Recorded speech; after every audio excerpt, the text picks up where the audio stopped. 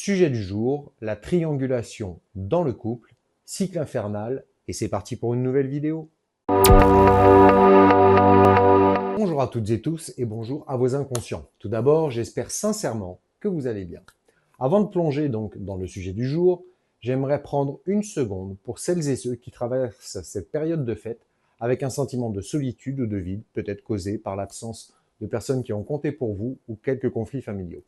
Alors sachez une chose, que vous n'êtes pas seul, je pense bien fort et sincèrement à vous, il y a toujours quelqu'un qui pense à vous quelque part. De quoi je vais te parler aujourd'hui? Eh bien, de la mécanique du couple en distinguant trois identités fondamentales. J'avais fait une vidéo sur ce thème, mais je souhaitais revenir plus en détail sur celui-ci. Alors c'est parti, ouvre bien tes oreilles et ton inconscient fera le reste. Tout d'abord, le triangle relationnel. Dans le couple, tu as trois identités qui sont en interaction constante. Toi, l'autre et l'entité couple. Intégrer cette notion, c'est comprendre que la crise n'est jamais la faute d'une seule personne, mais le signal que ce triangle est en déséquilibre. Cette notion, qui te permettra de décortiquer tes conflits relationnels. Le couple est une entité propre. Il est un sujet, un espace que vous avez créé à deux. Il a des besoins qui ne sont ni les tiens, ni ceux de ton partenaire, mais ceux du système. La stabilité du foyer, la sécurité financière, l'image sociale, la pérennité. Les exigences de votre système se heurtent de plein fouet aux besoins individuels de l'un et de l'autre, comme le besoin d'autonomie, de réalisation personnelle ou simplement de temps seul. Il est possible que se fixe à cet endroit ta culpabilité. Tu te sens coupable car tu perçois consciemment ou non que ton épanouissement personnel, ta carrière, tes passions, ton rôle de mère ou de père menacent directement l'équilibre précaire de l'entité couple. Tu sens que pour sauver le nous du système, il faut sacrifier une partie du jeu. Abordons maintenant l'influence invisible de tes modèles, qui est unique à chacun d'entre vous. Pourquoi as-tu choisi cette personne? Parce que ton histoire personnelle est le matériau brut qui façonne l'entité couple, souvent à ton insu. Tu es le réceptacle de tes modèles opérants internes, la manière dont tes parents interagissaient, par exemple, ou les schémas émotionnels que tu as vécus enfant. La formule « on ne reconnaît que ce que l'on connaît » est centrale ici. Ton ou ta partenaire est inconsciemment choisi non pas malgré, mais peut-être aussi à cause de ses failles, car elles te permettent de rejouer ou de tenter de réparer le modèle relationnel familial perçu dans ton enfance.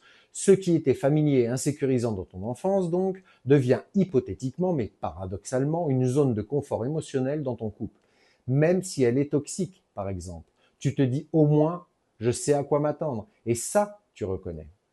Place maintenant à l'enjeu caché qui peut fragiliser ce système et ainsi parler de ta quête de validation narcissique inconsciente peut-être. Ta lutte constante pour être la bonne personne dans le couple n'est-elle pas en réalité qu'une tentative profonde de répondre aux attentes parentales et sociétales fixées dans ton passé? Le but final, te sentir enfin digne d'amour et te sentir quelqu'un de bien.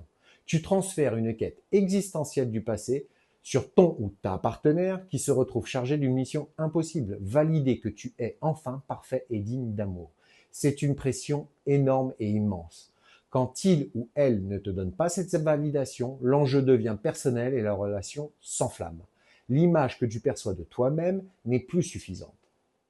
Ce qui nous mène au cœur d'une crise, celle de la projection idéalisée et la déception narcissique. Au début de ta relation, c'est la phase fusionnelle. Tu idéalises ta ou ton partenaire et ton couple. Cette idéalisation est une défense psychologique contre l'angoisse de tes propres failles. L'autre n'est pas vu pour ce qu'il est, mais pour ce qu'il doit peut-être combler en toi. Ton couple devient un réceptacle, un fantasme de complétude, censé effacer le manque personnel et les défauts de ton enfance. Mais l'idéalisation est intenable et un écart douloureux se creuse inévitablement avec le quotidien. Ce réel du quotidien de ton couple prend peu à peu place. La fatigue, les conflits, la routine, les défauts agaçants de l'autre viennent se heurter à cet idéal projeté. C'est la déception narcissique, ton idéal s'effondre et tu te sens coupable. Pourquoi? Parce que l'échec de la relation n'est pas la faute du couple, mais la faute de ton idéal qui s'est révélé faux. Tu te sens coupable d'avoir cru au mythe de la fusion parfaite et d'avoir échoué à créer le paradis qui devait te guérir. À ce mécanisme de culpabilité s'ajoute un symptôme, celui que tu désires t'éloigner de cet idéal qui ne résonne plus en toi par moment. Quand tu veux de l'autonomie, quand tu as des désirs égoïstes, ta culpabilité menace l'intégrité du mythe que vous avez construit à deux. Tu as l'impression de trahir la promesse de fusion et d'honnêteté envers l'autre. La résolution est donc simple en théorie, complexe en pratique, mais réalisable. Elle passe par l'acceptation de la diffusion et de ton imperfection, ainsi que celle de ton ou ta partenaire. Le couple mature est celui qui a survécu à la chute de l'idéal et qui ne cherche plus à se guérir l'un l'autre. Il accepte que l'entité couple, et je parle bien de l'entité couple, soit un lieu de conflit permanent inconscient car il est composé distinctement de deux sujets à part entière, mais négocié entre deux individus qui se reconnaissent comme complets et imparfaits, chacun avec ses manques. Je te propose maintenant cette question.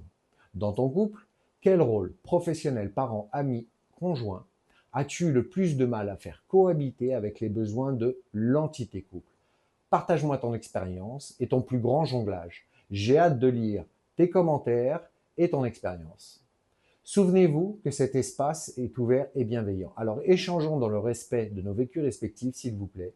À toutes et tous, je vous remercie pour votre attention et vous dis au revoir et au revoir à vos inconscients.